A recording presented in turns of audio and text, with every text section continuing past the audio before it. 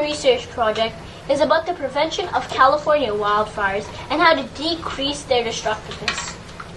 In 2017, $10 billion was lost from the Northern California wildfires. Also, in 2016, there were 254 fire deaths in California.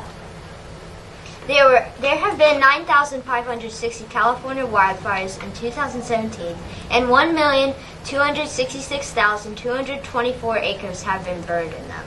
Additionally, around 2,044,800, about 17% of California's households are at high or extreme risk from wildfires. Ways people are informed about wildfires are through social media, satellites, and modified drones. Social media is operated by people and groups who post information about the fires in a first-person view perspective. Satellites are devices orbiting Earth sending information about the fires from a third-person view perspective.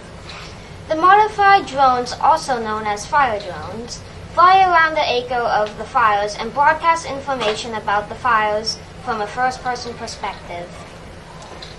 Although all three ways, social media, satellites, and fire drones are helpful and useful ways of gathering information about the fires, we picked fire drones for more research.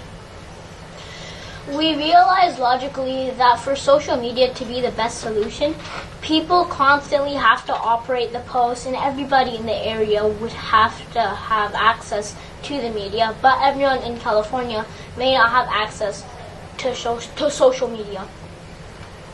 Satellites provide whole pictures of the big fires. According to NASA, the MODIS satellite can detect fires 50 m2 big, 164.042 feet squared, and on average, the smallest is 900 m2, depending on different conditions. So relatively, satellites can inform people about fires that are already pretty big.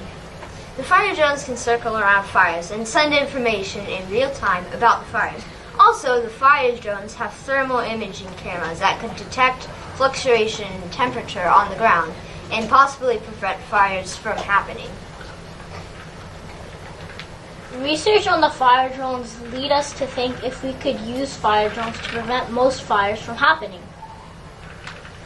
Some drones can fly up to 330 minutes and have transmitting ranges over 1.5 kilometers. With that, we could have squadrons with 6 to 8 drones, 2 drones flying around an area of 400 meters squared. Each would fly around half of the area, which is 400 meters squared. The perimeter of the half square from the total 400 meters squared would be 200 meters wide and 400 meters long. Each drone would fly along the rectangle, starting facing opposite ways. When the first pair of drones get back, the second pair immediately starts a new perimeter check, and the first pair of drones' batteries start recharging. This process would, with the other drones, repeat until desired. Special thanks to Miss Roberts, who guided us through this, and Mr. Rod, who also helped us.